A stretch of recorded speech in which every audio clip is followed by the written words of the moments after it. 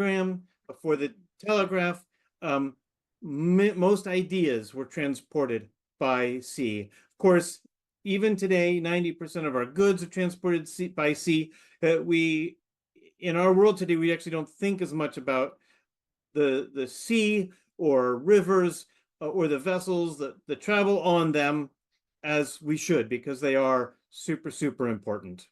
So what I want to do today is talk a little bit about the ways that you can do some research and show you what you can do first with ShipIndex and then with many other places, many other resources. And I do want to talk a little bit about what's in the database and how you might use it when you're doing genealogy research. So to start, it's really important to know what you can and cannot do with this particular tool. This is a tool that helps you do research on ships. And you're like, wow, that's pretty esoteric. And it is, but I go back to Mike's comment that very narrow focus, very broad application. I think we'll find a lot of different ways to put it to use. And there are things when you're looking at genealogy, you are, of course, interested in the people. I know that. That's absolutely the case. I love the term of adding leaves to the tree. That's something that we can do here. Maybe it's something small. Maybe you want to add a picture of the cruise ship that your grandparents had their honeymoon on. You're putting together a book for your family, and it would be a neat picture to add. It doesn't add a whole lot to the story, but images are wonderful. Everybody, there's an extra 1,000 words in your story, right? If you just add that picture.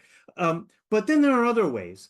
If you know the dates that an ancestor served on a vessel in the Navy, say let's imagine for a moment in the U.S. Navy, you've got a record of their service. They were on this vessel from this date to that date, and then they were on another vessel from one date to another date. You don't know what happened to them, but if you find a history of that vessel in those times, then you know what happened to your ancestors. Or maybe you know the name of the vessel that an ancestor emigrated on, and through ShipIndex or maybe other resources, you might find a journal that was kept by somebody who was on board that same voyage. Now, they probably don't mention your ancestor, though, I mean, what if they do? Wouldn't that be unbelievable? But even if they don't, they can give you a sense of what that voyage was like. So those are some of the things that we can do with, I believe we can do with doing maritime history research when it comes to genealogy. So I'm going to turn now to the database itself. There are two versions of this database. The version I'm looking at right now is the completely free database. As I mentioned before, I'm a librarian by day. I am not collecting I'm not collecting any information. If you want to just search the database, you can search here. You don't have to give me any information. And you can find, let's see, you have to spell it right. You don't always have to spell it right. Monongahela. What I have found here is a bunch of over 100 citations for ships that are named Monongahela. Some of them don't have information here because that's in the full subscription database. Lots of them do. It says that Fairbairn's Merchant Sail is mentioned in volume 2, page 1118, a Monongahela that was a Philadelphia packet from the 1830s. Now, you may not be a maritime historian and you may not know that Fairbairn's Merchant Sail is just this fantastic resource for history about particularly New England and Atlantic Canada. He wrote these 5 or 6 volumes in the 1940s and 50s. He published them on his own, published by Fairbairn Marine Educational Foundation, and then he just mailed them to libraries all across the country. The final volume is an incredible index to all the other volumes. So now you know that Merchant Sail exists, and you know that there's a Monongahela mentioned in volume 2, page 1118. Similarly, you see that there's a Monongahela mentioned on page 311, 928, and 1088 of Spencer Tucker's Naval Warfare, an International Encyclopedia.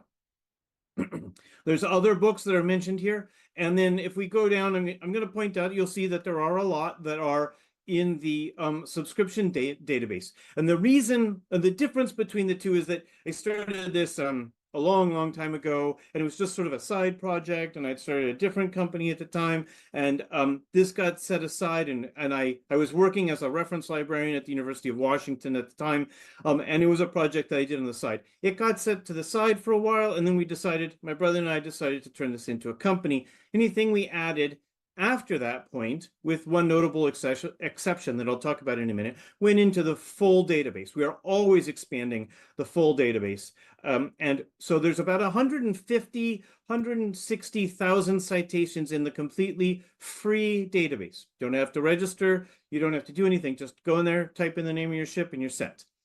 The full subscription database has 3.8 million citations in it right now. So it's really big. It's got a lot of content in it. It's got books, it's got journals, it's got websites, it's got databases, it's got CD-ROMs, it's got all kinds of things in there. Whenever we have links to the full text, we provide that, but they're not that common. Like actually more in the, they're not common in the, well, they're not common among the stuff that's been added recently, because almost all of the stuff that has been added recently are books that are in copyright. We don't have the ability to reproduce, these titles for which people already own copyright.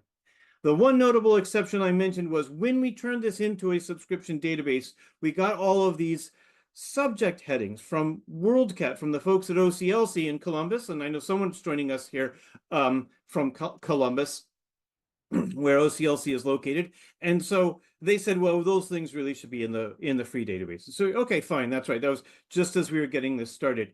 And we've updated our lists of the resources there a couple of times. And what these do is they say, here are books or manuscripts or whatever that are by or about ships. Now, a lot of this has changed in the last couple of years. WorldCat has changed in a ton of different ways that very few of which I like. There's all kinds of stuff here that's it's misleading and all, but we can find some information. This is a portrait of Captain Hansen, a postcard of Monongahela. This one's built in 1892. It's at the San Francisco Maritime National Historic Park. It says we can borrow it from there, but of course we can't. I mean, that's crazy, but you can only borrow from places where you actually have a borrower's card. I don't know why they do that. This is a unique item that is in this particular collection, so we don't see multiple libraries listed here. Actually, let's see, I'll go back to another one to find something that might be in we only have a few things here, only a few results, unfortunately. And so this is an article. Why are they putting articles in a book database? I don't know. This is an ebook. This one might show us, yeah, okay, so this one shows us that it's in a bunch of different libraries. For some reason, they have featured libraries and all libraries. Like, what's going on here? This is supposed to be a not-for-profit cooperative organization. A lot of questions there that I have in my mind about what's going on here. But it knows, and we will see this in other places when I'm going through the database, it knows that I'm in Ithaca, New York.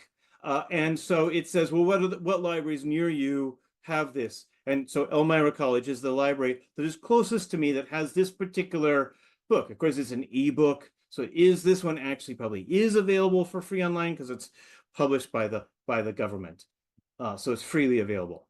Okay, so what I want to get at is if you want specifically to search for resources that are by or about specific ships, then actually using the free database can be quite useful because the OCLC subject headings are in the free database. They're, of course, also in the full database, but you're cutting out some 3.6 million citations that aren't going to include that. So that's something that can be pretty useful and something to keep in mind.